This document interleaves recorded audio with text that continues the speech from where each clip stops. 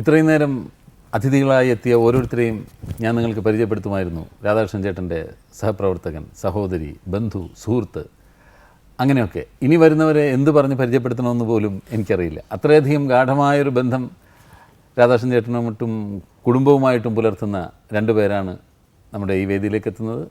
നമുക്കെല്ലാം സുപരിചിതരായ വ്യക്തികളാണ്. ശ്രീ സുരേഷ് കുമാർ ആൻഡ് ശ്രീമതി മേനക സുരേഷ് കുമാർ.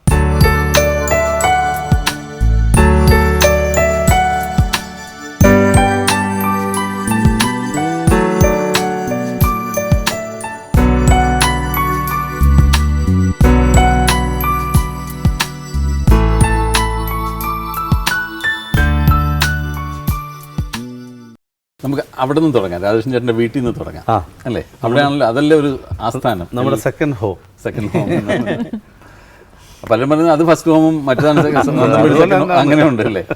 എങ്ങനെയാണ് അവിടെ അങ്ങനെ ഒരു തുടക്കമാവാൻ കാരണം? അത് രാധാകൃഷ്ണൻ ചേട്ടനുമായിട്ടുള്ള ബന്ധത്തിൽ നിന്നാണോ തുടങ്ങുന്നത്? ശരിക്കും ഞാൻ രാധാകൃഷ്ണൻ ചേട്ടനെ കാണുന്നത് വർഷങ്ങൾക്ക് മുമ്പാണ്. വർഷങ്ങൾക്ക് മുമ്പെന്ന് വെച്ചാൽ ഞാൻ സ്കൂളിൽ പഠിക്കുന്ന സമയത്ത് രാധാകൃഷ്ണൻ ചേട്ടൻ CIT കോർണറുണ്ട് അവിടെ എപ്പോഴും. ഇവരൊരു ടീമുണ്ട്. അപ്പോൾ ഞാൻ സ്കൂളിൽ പോകുമ്പം എനിക്കറിയാം ഇത് MG രാധാകൃഷ്ണനാണെന്ന്. അപ്പോൾ ഞാനെപ്പോഴും നോക്കി ചിരിക്കും, എന്നെ നോക്കി ചിരിക്കും. അങ്ങനെ ഞങ്ങൾ പോവും, ഞാൻ സ്കൂളിൽ പോവും. അപ്പോൾ മിക്കവാറും ഒക്കെ രാധാകൃഷ്ണൻ ചേട്ടനെ അവിടെ കണ്ട അന്ന് മുതൽ രാധാകൃഷ്ണൻ ചേട്ടനെ എനിക്ക് പരിചയമുണ്ട്.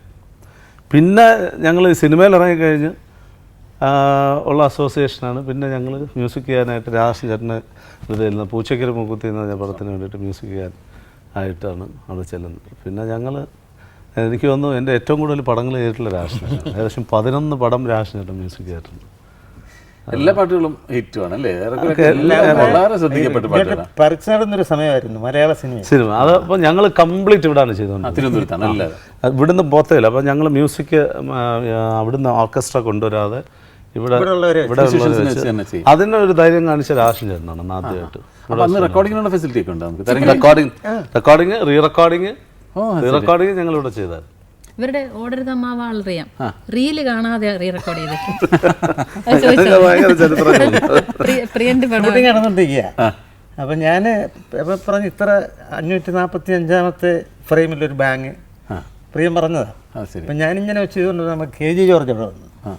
എന്തോന്നാ സംഭവിക്കുന്നതെന്ന് ഞാൻ പറഞ്ഞു റീ റെക്കോർഡിങ് പടം ഷൂട്ട് ചെയ്തോണ്ടിരിക്കുന്നു. ഞാൻ കൂടെ വീട്ടിൽ പോകുമ്പോൾ പറയും ബാക്കി എല്ലാവർക്കും ചെയ്യുന്നതിൽ ഒരു പ്രശ്നമില്ല, പിന്നെ ചെയ്യുന്നത് മാത്രം എന്താ കാര്യം എന്നറിയില്ല, ക്വാളിറ്റിയും വേണം, പക്ഷെ ഞാൻ കിടന്ന് വെള്ളം കുടിക്കുകയാണെന്ന് പറയും.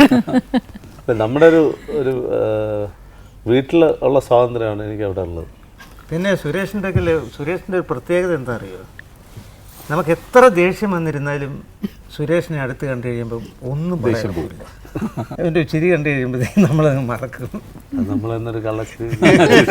അല്ല, അതിന് വളരെ ഉദാഹരണമായിട്ടൊരു സംഭവമുണ്ട്. മലയാളത്തിൽ അറിയപ്പെടുന്നൊരു നടനെ എന്തോ ഒരു ചെറിയൊരു തർക്കം വന്നിട്ട് സുരേഷ് പിടിച്ചൊരു അടി കൊടുത്തു. അതൊക്കെ ചെയ്യും. അടിച്ചത് ഇഷ്യൂവായി വേറെ ആരോ അറിഞ്ഞിട്ട് സുരേഷിനെ വഴക്ക് പറയാൻ വേണ്ടി വിളിച്ചു. വേറൊരു നടൻ വിളിച്ചിങ്ങനെ എന്താണ് സുരേഷിന്. അപ്പോൾ ഈ അടി കൊണ്ട നടൻ ഇതറിഞ്ഞിട്ട് വിളിച്ച് പറഞ്ഞത് അതിന് സുരേഷിനെ വഴക്ക് പറയുന്നു വേണ്ട, അത് എനിക്കൊരു അടി കിട്ടേണ്ടതാ, എനിക്കൊരു അടി കിട്ടേണ്ട, അത് മാത്രമാണ് തന്നുള്ളൂ. അല്ലാണ്ട് അതിൻ്റെ പേരിൽ ഈ അടി കൊണ്ട ആൾക്ക് പോലും സുരേഷിനോട് ശത്രുത തോന്നിയിട്ടില്ല. അപ്പോൾ പിന്നെ നമ്മൾ മനസ്സിൽ വഴക്ക് വിചാരിച്ചുകൊണ്ടിരിക്കുന്ന ആൾ ഒരിക്കലും സുരേഷിനെ കണ്ടാൽ ഒരിക്കലും അങ്ങനെ ഉണ്ട്. അത് ഈ ചിരിയുടെ ഒരു സുഖമാണല്ലേ? അത് മാത്രമല്ല, ഈ ചിരി കൊണ്ട് കിട്ടിയ വേറൊരു ഗുണമല്ലേ അടുത്തിരിക്കുന്നത്. ഈ ഇഷ്ടപ്പെട്ട ആളുകൾക്ക് വേണ്ടി എന്തും ഞാൻ ചാടി പുറപ്പെടുന്ന ഒരു സ്വഭാവമുണ്ട് കേട്ടോ. അതിനകത്തുനിന്ന് വരുന്ന വീഴ്ചകളൊക്കെ സഹിക്കാനും തയ്യാറാണ്. അത് പിന്നെ പാർട്ട്ണറും അതിന് യോജിച്ച് നിന്ന് കൊടുക്കുന്നുണ്ടായിരിക്കും. പിന്നെ അവിടെയുള്ള ഏറ്റവും വലിയ രസം എന്ന് പറഞ്ഞാൽ എനിക്ക് ഏറ്റവും ഇഷ്ടപ്പെട്ട ഒരു ഇതാണ് തീയൽ. അപ്പോൾ ചേച്ചി എന്ന് തീയലുണ്ടാക്കിയാലും അന്ന് ഞാൻ അവിടെ ചേച്ചി തീയലുണ്ടാകുന്ന ദിവസം ഞാൻ അവിടെ ഉണ്ടാകുകയാണ്. അതൊരു കോയിൻസിഡൻസ് ആണ്. എപ്പോൾ തീയൽ വെച്ച് ഉച്ച സമയത്ത് നമ്മളതുവഴി കയറുമ്പോൾ മിക്കവാറും അവിടെ പോയി ഊണ് കഴിക്കാം കയറിയാൽ അന്ന് അവിടെ തീയലുണ്ടോ.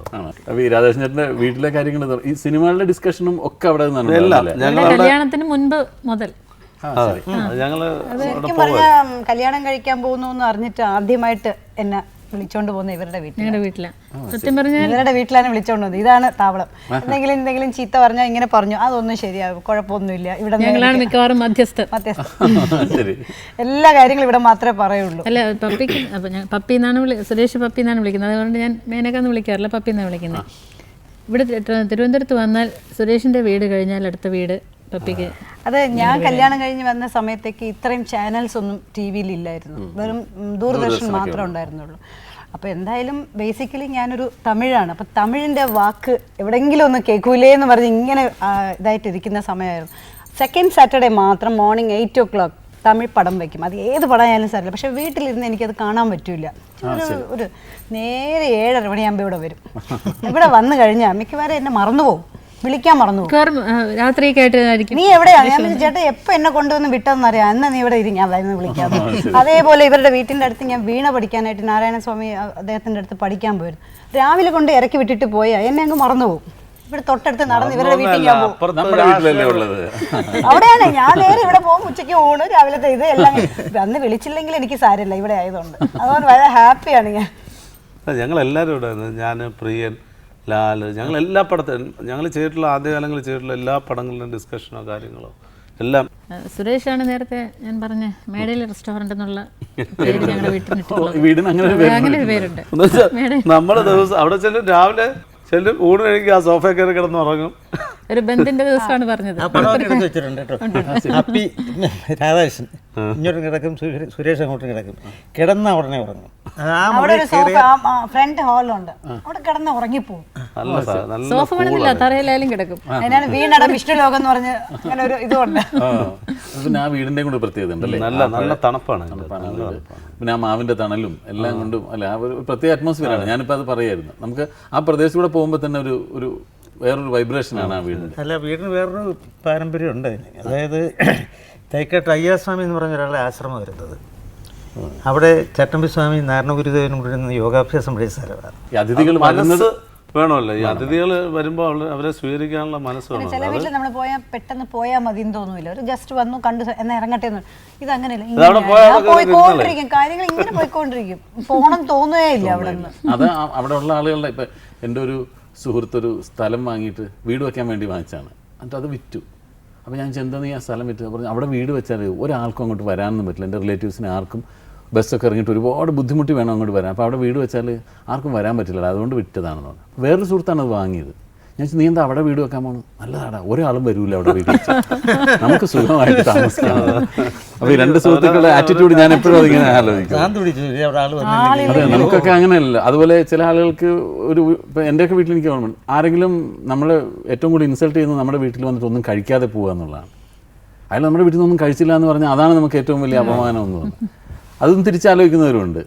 അതാണ് നമ്മൾ ആ വീട്ടിലുള്ള ആളുകളുടെ ആറ്റിറ്റ്യൂഡ് കൊണ്ടാണ് എന്നും രാധാകൃഷ്ണൻ ചേട്ടൻ്റെ വീട് ഇവർക്ക് എന്തെങ്കിലും പ്രശ്നം വന്നാൽ ആദ്യത്തെ വിളി അങ്ങോട്ടാണ് പോകുന്നത്.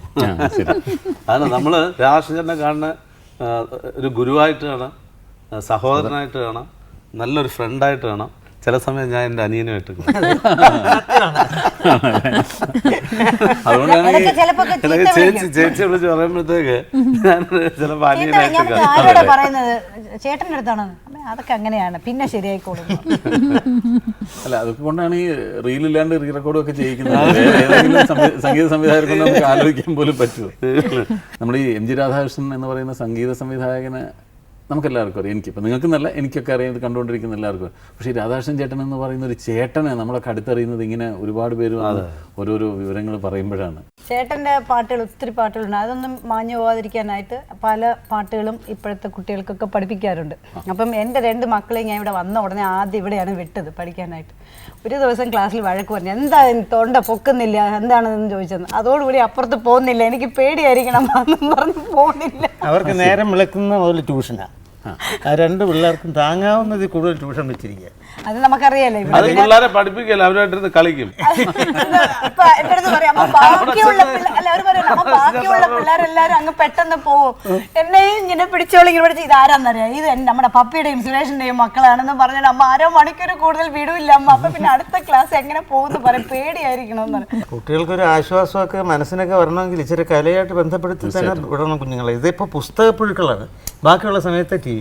എനിക്ക് തോന്നുന്നു ഈ സമാഗമം എന്ന് പറയുന്ന പരിപാടിക്ക് നമ്മളിങ്ങനെ ഇവിടെ ഒരു ഗസ്റ്റിനെ കൊണ്ടുവരും, അവരുമായിട്ട് ബന്ധപ്പെട്ട കുറേ ആളുകളെ വിളിച്ചാണ് നമ്മൾ ഇങ്ങനെയാണല്ലോ ചെയ്യുന്നത്. എനിക്ക് തോന്നുന്നു രാധാകൃഷ്ണൻ ചേട്ടൻ്റെ സമാഗമം നമ്മൾ രാധാകൃഷ്ണൻ ചേട്ടൻ്റെ വീട്ടിൽ വെച്ചിരുന്നെങ്കിൽ ഇതിനേക്കാളും വലിയ അവിടെ ചെയ്യേണ്ടതായിരുന്നു തോന്നുന്നു.